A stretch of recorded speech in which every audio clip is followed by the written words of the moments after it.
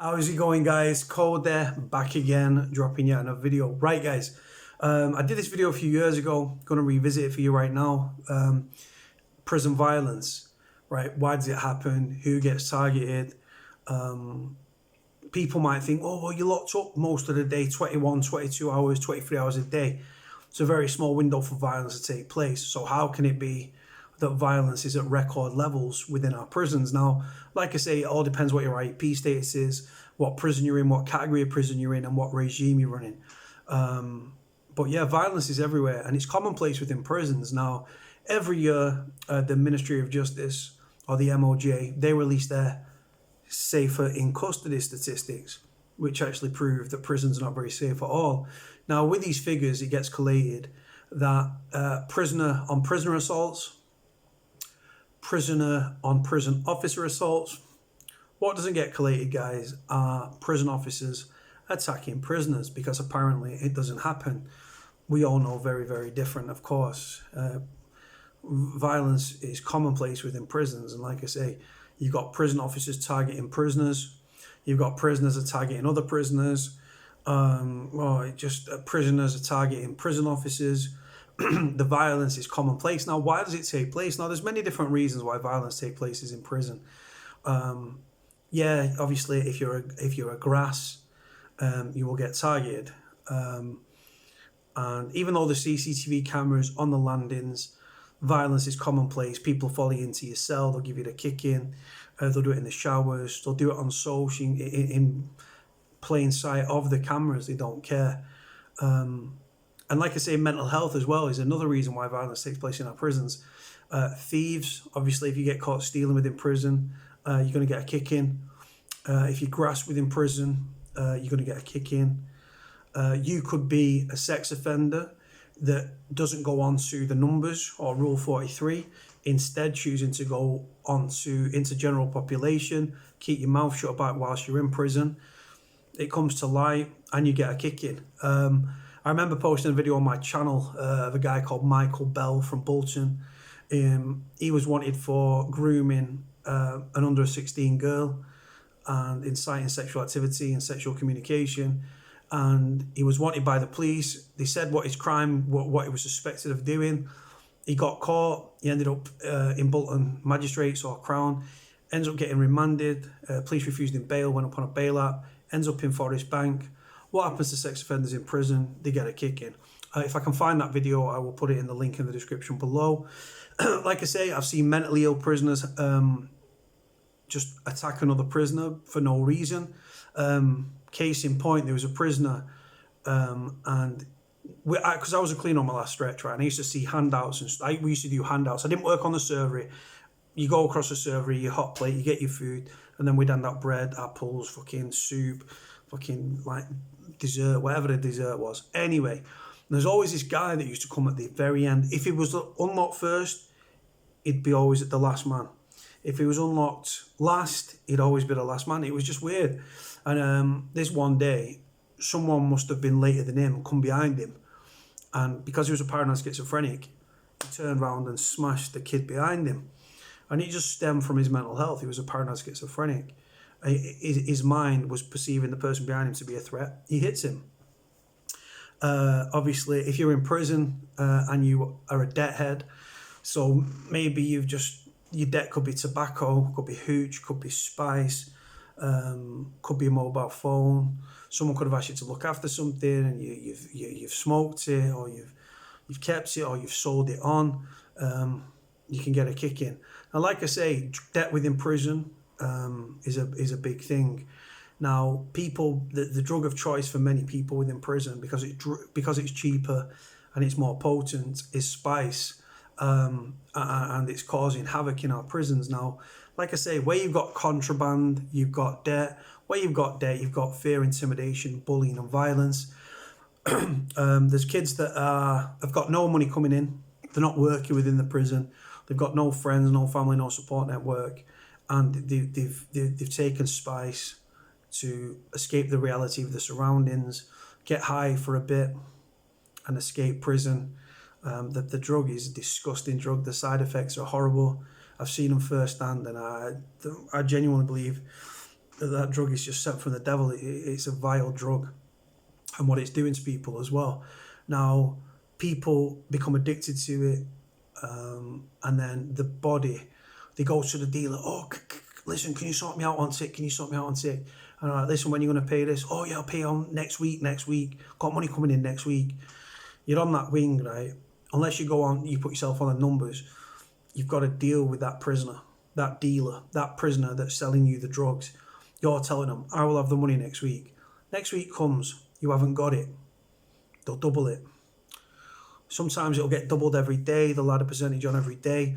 Other times they'll just be like, you know what? They'll wait and wait and wait, and they'll just get so fucked off of your lies because you're taking the drug because their body needs it. Right? I've never taken drugs. I tried weed once, but that was it. Now, their body's telling them, I need the drug, and they'll steal from their own mother. They'll tell you everything you want to hear to get that drug, right? And they'll get the drug. No way of paying it. When they come down off that high, the consequences is there, and the debt follows them. And if you're getting about the landing, right, or the wing, and you are in debt, you have got to have eyes in the back of your head, because the fact is, say it's a dealer, right? Say that prisoner's coming up for tag. Say that prisoner might hold a trusted position in the prison as a cleaner or an orderly or something like that, right? They're not going to risk their job and their, like I say, their tag or their release on temporary license, or they might be coming up for a parole window to do you in. So what they'll do, they'll get another kid on the wing. There's always a live wire that's getting about the place that's either mentally not well or is just a ruthless little bastard. And this prisoner will go to him, the dealer will say, listen, yeah, to this kid, yeah, bro, see him over there, in pad 27 or whatever. He owes me, yeah, a ton, 2 ton, 3 ton, 4 ton, 5, whatever the debt might be, right? I will give you a £20, £30, £40 bottle of spice or whatever your, like I say, tobacco, drugs, whatever you want, canteen, to go and sort him out. But bad, I want you to fuck him up, I want you to send him a message. That prisoner then will take the price of that debt, right, go into that cell, follow you into the cell, and he'll fill you in, or it might be a can of tuna in a sock, or a pool ball, or he might have a homemade shank on him, might have a pool cue that's just been playing pool, follows you in, bam, bam. You know what I'm saying? It's ruthless, guys, what goes on within prison. So that way, the kid that's like fucking ruthless, he gets what he wants. The dealer gets what he wants, the satisfaction of knowing you've just got your ass kicked. And then, but the thing is, just because you've got a kick in, your debt doesn't finish there. No. So like I said, if you've got debt in prison, I always say to people, don't borrow anything in prison. In prison, there's a thing called double bubble, or as I called it, double trouble. If you borrow something, example, when I was in prison on my last stretch, the smoking ban was just coming into force, right? Now, my neighbour on the cleaners, right, he used to buy tobacco and was using it. Tobacco in prison was currency. It's been currency in prison forever and a day, probably for centuries, right? So I would go to him, right, Ned borrows a Q. If he borrows me a Q or a quarter, I've got to give him ½ ounce back, right? So that's how it goes. And even though we was, like I said, we at first we wasn't really friends, right? Like we worked on the cleaners and stuff, and we didn't really, we were safe, but we weren't boys, right? So like I said, he charged me double bubble. Then as we became boys, he sorted me out and stuff, right? But like I say, the point is, if you borrow something in prison, you've got to give double bubble, right? So if you borrow, you've got to give double back. Like I say, now tobacco has obviously been banned in prison. Just because it's banned doesn't mean that it disappears. No. All it means really is, in layman's terms, that tobacco gets pushed underground into contraband, and the price can go up 5, 6, 7, 8, 9, 10 times what it did before. And even more than that, guys, I'm hearing people paying 300 quid for an ounce, sometimes more, sometimes less. The tobacco prices will fluctuate, and the contraband will fluctuate depending on how much is on the wing. Example, if everyone needs tobacco and you're the only person with tobacco, you can charge a premium. I've even seen bidding wars, guys, on drugs and tobacco in prison. If everyone on the wing's got it, or the 4 or 5 people selling the tobacco or drugs, right? You've got to bring your prices down, because if your prices are up here and next man over the way prices down here, you're going to lose business. It's a marketplace at the end of the day. But yeah, so don't get in debt, because if you get in debt and you can't pay it, you can end up paying, right, physically. Right? And you, like I say, you can put yourself on the numbers, go on all protection, go onto protection wings. But the thing is, even then, let's say you get shipped down to another wing on the main or something, right? Let's say you go to another wing. Prisoners, no prisoners, no prisoners, right? And they can bump into each other at the gym, going on to visits, going to education. If you're working, say you're working in the kitchens and one of the boys works on his wing. Listen, is he on your wing? Is he on your wing? Yeah, he's on my wing. Yeah, do me a favour, sort it out. Goes on, guys. So like I say, violence is commonplace. And then, like I say, you've got there's gangs within prison as well. You've got there's religious tension in certain prisons where you might have Muslims and whites, or, you know what I'm saying, or black gangs running with, or postcode gangs, or county lines sort of drug gangs. They're in prison. It's all about that macho, dominant sort of, and like I said, if you're in prison and you're part of a postcode gang and you run into the next man on the wing and the next man's from a rival gang, you've got to on-site him. Now, on-site him means you've got to attack him on site, right? And like I say, then he might have another one of his boys on the wing. When you go to prison, they might ask you, are you gang affiliated and stuff, and they try to put people on wings where there's no rivals, right? But the fact is, there's so many gang members being sent down and joint enterprise and all that bullshit that people are coming into contact with each other and it's going down on the wings. Like I say, then you've got attacks on prison officers. Why do attacks on prison officers happen? For many different reasons. You might be having a bad day. You might have had significant mental health. The prison officer might have targeted you previously. You might have been involved in an altercation. The prison officer twists you up. Prisoners have got long memories like elephants. That prison officer's twisted you up. You remember, you bided your time, bam, smash him. You might pot him. What's potting? Shitting into like a piece of paper or a cup or something. Sometimes you can obviously mix it with piss as well, piss and shit together.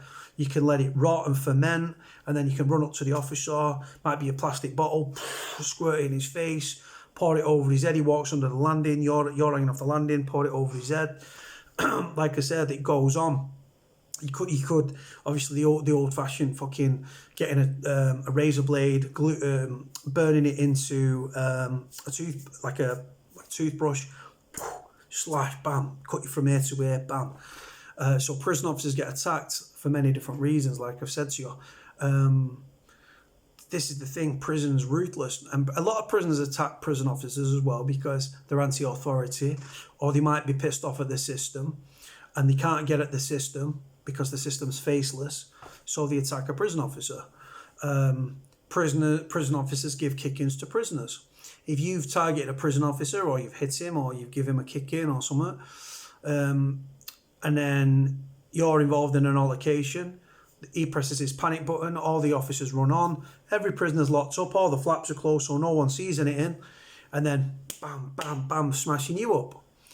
Gets on the phone to security, do me a favour, I had my body camera on there, can you get rid of that for me? Yeah, no problem. Can you get rid of that CCTV off the wing for me? Yeah, no problem. Goes on that way. So prisoner to prisoner, prisoner to prison officer to prisoner, and it's just it's a merry-go-round. And like I say, I've seen, the thing is as well, like on the, like if you're on the out, right, as a free man on the land, right, little things you might let slide, yeah. In prison, little things become mountains, mountains become like molehills become mountains, mountains can make your head explode, right? And I've seen prison, everything in prison can cause violence, right? You might disrespect someone. You might go into someone's pad and you might be on the top bunk, right? And you've got dirty fucking feet, like where your feet have been on the fucking, in your pad. And you step up onto your boy's fucking, like, bed, and you've got a big dirty footprint on his bed. He can smash you. Goes, like I said, if you're boys, but even then, things that people just think, well, why would you kick off? Someone puts a dirty footprint on your bed. Like I said, if you're passive, you might let it slide. On another day, you might think you disrespectful little prick. Bam. Like I say, someone like in prison, yeah, we used to have this like prison etiquette where if you walk to someone's cell, you knock on a door to let them know, like, can you come in? If you're boys, you can just walk in. But if it's someone you don't know, you just sort of knock on. Just like a respect thing, innit? Respect the person's pad. But yeah, violence is everywhere. Like I say, gambling can incur debts. Drugs can incur debt. Tobacco incurs debt. And like I said, then you've got double bubble, double trouble, right? You could be minding a phone for somebody. Someone said, yeah, you can borrow that phone tonight. You use the phone. Your pad gets spun. You get caught with a phone. My man, your boy that's lent you the phone that might be 3 cells up, yeah? If you're looking after it, it falls on your head, mate. He'll bill you for it. Could be a couple of ton. If it's a smartphone, can be in excess of around $1,000, even more. You can't pay it. Like I said, you've got debt, and the debt will follow you. I've seen prisoners not fuck out of each other. I remember 2 Hungarian guys on the twos at Forest Bank smashing fuck out of each other on the landing. Why? Because the first Hungarian guy hit the second Hungarian guy's biscuits. When we was doing handouts, right, there was like 3 or 4 biscuits and a pack, like shortbread biscuits, nice, you know, the sugar, like smart nice biscuits, digestives, whatever, and his pad mate had ate them, and they're fucking rolling around the landing because someone had ate his biscuits. I seen a guy get his head caved in because he stole a porn mag from someone's cell, sold it on. The prisoner whose porn mag it was said to this kid, yeah, that's my magazine, it's got my name on it, where'd you get that? Oh, he sold it to me. Oh, did I? Wait for the next source, go into the cell, bam. Violence is everywhere, guys, like I say, and then you've got, if you attack someone, right, that beef, then you can be placed under investigation. Like you're locked behind your door, the other kid's locked behind his door, and then they're trying to work out, play the CCTV back, try and work out the version of events. If you're in prison and you do ever end up in a skirmish or a fight, or you end up say that you're in debt and you've had enough opportunities to pay, and you just keep fobbing the individual off because the reality is you're never going to be able to afford to pay it, and the man walks in and fills you in, right? Take your beating like a man. Right, don't be running to the screws saying, oh, boss, listen, this kid over there, he did it. No. If you're in debt, right, you've taken the drugs, you've had the drugs or tobacco, whatever it might have been, right, you've said you're going to pay, you've not paid, you get your kicking. Take your kicking like a man. Your debt doesn't get fucking scrubbed, by the way, neither. No. And even let's say you are in debt, it's not uncommon if you're in debt. Say that you're in debt to a dealer on the wing, right? And there's a certain prison officer on the wing. Now that officer roughed up the drug dealer previous, yeah? Might be been on a previous stretch, right? The prisoner remembers, or the prison officer speaks to the prisoner, the dealer, with just utter contempt and speaks to him like he's a piece of shit. The dealer might think, you know what, yeah? I'm coming up for my tag. I'm going home in a few weeks. I'm coming up for my release on temporary license. I've got to go before the pro board if they have to go before the pro board, right? And then this kid's in debt. So they might say to the kid, I'll tell you what, right, listen, right, go and pot him. I want you to go and pot that officer over there, right? Piss and shit, bam. Like I say, it can be piss, that's just called swill. Right? Swill can also be hot water and sugar, goes on. Red hot fucking water, sugar, congeals into like a glucose solution, throw it in someone's face, the heat fucking can scald the skin and the sugar just sort of pulls it. And again, it's prison violence and it's horrific and it goes on. So if you're in debt, you could end up being asked to carry out violence on another prisoner. Then that prisoner let's say you pot a prisoner or you have to attack a prisoner, walk in with a pool ball and a shot, you go to attack him, then you've got the dealer, you might have scrubbed £100 off your debt, but you still owe the dealer money. Now the kid that you just tried to wig or something with a pool ball and a sock, now he's got a beef with you as well. Fucking the violence circle just keeps going. It's like a cloud, and it's a very paranoid existence. When you're on the wing, if you've got no debt about you, right, you still got to have your wits about you, and if someone drops it on your toes, you've got to be prepared to fight. If you are in debt, what they might say to you is, listen, get your missus up here, here's a number for one of my boys on the out, yeah. Here's a fucking mobile, right? Get on your phone now, ring your bird. Your bird's going to go and meet my boy, yeah. My boy's going to give her a parcel, yeah. She's then going to smuggle it on a visit, and you're going to get it through to me. And if you don't, I'm going to bill you again. Goes on. Violence is everywhere, guys. Very paranoid existence within prison. Violence breeds violence. Violence beginnings have violent endings. What are your experiences of violence in prison? I'm interested to know. I'm also looking for people to do videos for my channel as well.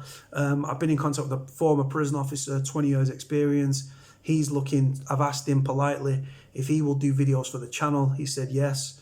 Yeah, so I'm trying to refresh the channel. My channel is for you guys now. If you're supporting someone in prison, do a video, send it to me, I'll get it on the channel. If you want to do a phone call and we can talk over the phone and I'll record it and put it into a vlog format, we can do that. I'm trying to take this channel to the next level, right? Big Q, big respect for Big Q. He's an absolute breath of fresh air. Love getting him on the channel. Educated guy, knows his stuff, knows his jail. I'm looking for other people to get involved. What are your experiences of violence? Is it different from mine? Do you agree? Do you disagree? Like I said, there's no right or wrong answer. It's opinions at the end of the day. Opinions are like arseholes. Everybody's got them. When I was in prison, I didn't really have any issue with anybody. I'm a big lad, but I was one of the biggest lads on the wing. But let me state something, right? Being the biggest lad on the wing, or the second biggest lad on the wing, or one of the biggest lads on the wing, doesn't count for fuck all. In prison, size doesn't count for nothing, right? Mike Tyson was only small, but he was dynamite, weren't he? Right? Some people might even see size and think, you know what? I've just landed on the wing. I need to assert some dominance here. I'm going to go and try and attack him.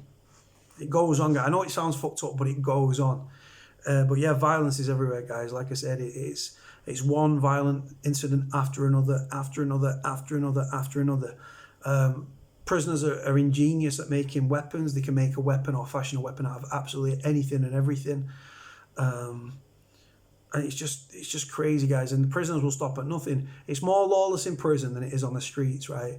And like I say, if you do get a kicking in prison and you're a debthead or you deserve the kicking and you get a kicking, you're a thief or you're in debt and you've just taken a piss, right? Or you've disrespected someone and you get your ass kicked, don't be running to the screws, right?